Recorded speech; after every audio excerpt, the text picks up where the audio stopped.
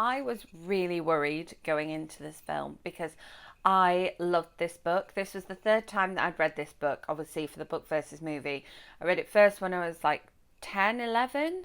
And then I reread it a few years ago for a challenge in a readathon when I was living in Denver. I'll see if I can find that video because I can't remember what a particular challenge it was. It may just have been a reread, but I was really worried going into this one. So welcome to another book versus movie video. Welcome back, or if you are new here, welcome. My name is Katrina and I make bookish content here on this channel every week, and then movie reviews or book to movie content here at the weekend. All of my movie reviews are spoiler free, and this will also be a spoiler free book versus movie. I know, going into a book versus movie video, when the author signs over the rights for their book, they sign over everything, and the studios can change whatever they want, but I like looking at the similarities and differences and bringing them to you here.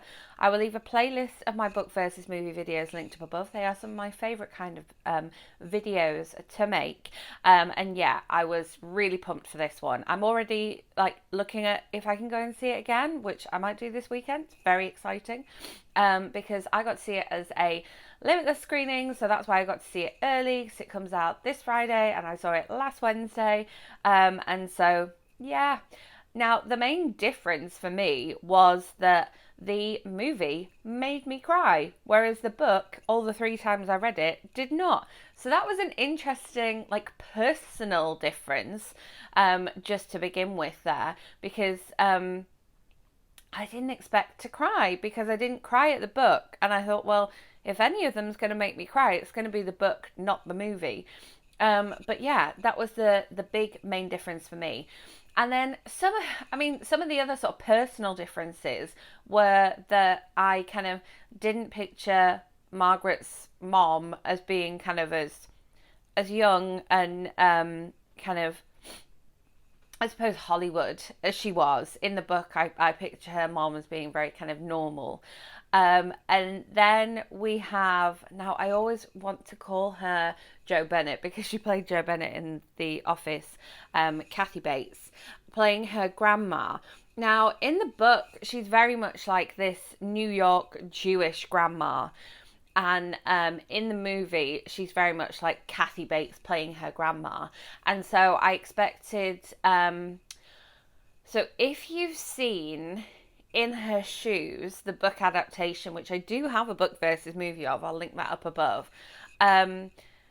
It's Cameron Diaz and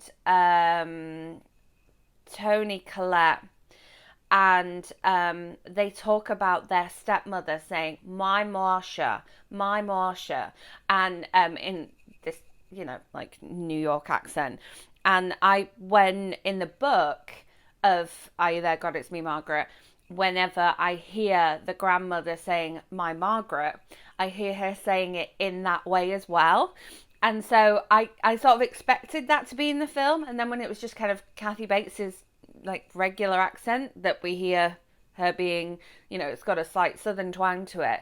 That was something that threw me just a little bit. But again, that's my personal like reader interpretation of it. In my head, she was much more like my Margaret, and like, more of a New York accent. I'm not going to attempt to sit here and do a New York accent for you, but yeah, I expected her to be like a more sort of traditional New York Jewish Bobby type of character, whereas she had some flair to her. The character descriptions in the book, however, when you just finished reading it, I literally finished reading this the morning before going to see the film in the evening, they're pretty spot on for the way the characters are portrayed in the film. So like the description of the things that Margaret wears, the things that her grandmother wears, the way her mother like sniffs her armpits when it's going to be a hot day, those are really, really spot on. Even some of the kind of like internal descriptions that Margaret has are like word for word what you see in the book. And then the plot is pretty much the same as well. We begin with her moving from New York City across the water. Can you imagine? To New Jersey. We get to see a little bit more of the move. So we begin with Margaret coming back from summer camp and then being told about the move to New Jersey. Whereas in the book, we meet Margaret when she's just moved to New Jersey and we don't get that little bit of backstory. So that threw me a little bit to begin with. But that's just a little bit more information. Again, that's not a spoiler because we see her pulling away, obviously moving away in the trailer and sort of saying goodbye to her grandmother, and her grandmother phoning and being like, how are you? Are you surviving? So that was interesting. And then the other kind of backstory we get in the film that we don't get in the book is we get to see the parents and the grandmother kind of on their own. So they have their own scenes where Margaret isn't in them. Whereas in the book, obviously, it's, are you there, God? It's Me Margaret. It's very Margaret-centric. It's very first person. And so we only follow her and we don't get to see the parents without her. And so there were a few other scenes which just gave a little bit more depth to those adult characters as opposed to just following this preteen through her life and only seeing the parents and the grandmother through her eyes. So I thought that that was definitely interesting. Now, there was a moment where had I not been sat in the dark among strangers, I think I probably would have felt slightly embarrassed, but I was sat in the dark among strangers who don't know me. The author cameo, I'm not going to tell you where it is or when it is, and it's common knowledge that there is an author cameo. I was watching one of the scenes and it just pans up from somebody's shoes and I just went, oh, quite loudly. Because I was like, oh, it's Judy Blume. Oh my goodness, she's in the movie. That's so cool. I love an author cameo. And this one just, I didn't know it was coming because I'd seen the trailers, but I hadn't read anything about the film or anything like that. And obviously I was seeing, fairly early screening of it. And there was this lovely author cameo. And that was literally the noise that I made in quite a full cinema. But again, it was strangers in the dark. And so that is absolutely fine. So, yeah. The only other kind of main, like, really picky differences that I noticed, having just come away from having read the book, was the Norman character. I think in the book it's Norman Fishburne, and in the film it's Norman Fisher. And that's the difference in that one.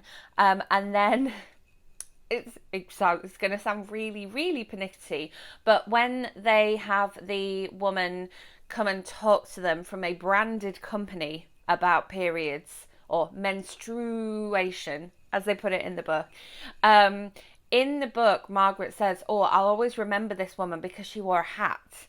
And like, it's a very specific point. Like, I might not remember anything about menstruation, but I'll remember this woman because she wore a hat while she was on stage talking to us. And it was, again, it was from a specific brand. So in the film, it's not from a specific brand. Obviously, we've got, brand deals and things like that, but obviously it was a made up brand. But when she came out, I was like, oh, where's the hat? And that sounds like, I'm sure I've seen a meme of someone who read the book and they're like pointing at the screen, he had a hat. And I felt like that person because I was like, but it's very specific in the book. I will remember her because she wore a hat. And so I thought, oh, that's interesting that she didn't wear a hat in the film. Really, really tiny little difference. And again, no spoilers given. But yeah, it was that was a tiny, tiny difference. But on the whole, it followed the book true to the book. And the only thing was it just gave a little bit more depth to those adult characters. It started ever so slightly earlier than the book starts. But I really enjoyed it and it made me cry. And I didn't feel like they'd done the book dirty. I thought that they'd done it justice, and I really, really enjoyed it. So let me know if you are planning on watching it or if you've read the book. And as always, do let me know in comments if there is a particular book to movie adaptation you would like me to read and watch, and bring my thoughts to you here next time. I will be back with more bookish content for you very soon, so make sure you are subscribed and hit that notification bell so you don't miss out on that. If you enjoyed this video, give it a thumbs up, and I will see you with my next one. Thanks for watching.